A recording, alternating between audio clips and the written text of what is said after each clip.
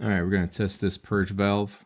This one specifically is off a 2004 GMC Envoy, but is similar to a lot of other vehicles.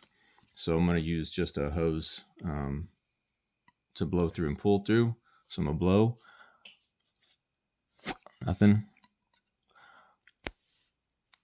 Nothing. So it's normally closed. The system will turn voltage on when it's time to open it to allow the vapors to go through the fuel system. So now we'll energize it and do the next one. All right, I've got it hooked up to a 12-volt battery.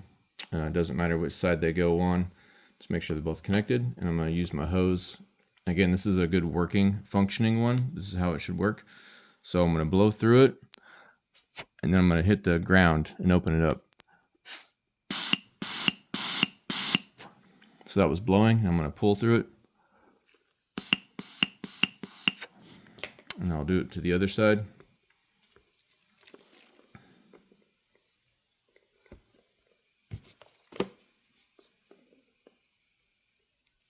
All right, so again, same thing. I'm going to blow first.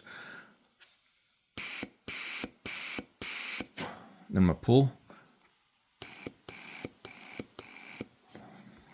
And that's got a good seal on both, and it opens and closes when it's directed to. So I'm going to go ahead and ohm it. I don't know exactly what the correct reading is supposed to be, but I'm just going to show you what it is currently. That way you can compare it to yours before you just go and buy one.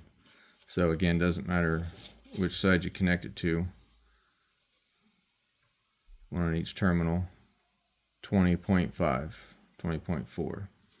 So that's how you test it. If you're getting readings that are way off the charts, or when you blow through or suck through without it being charged and everything flows through, you got a bad valve in there.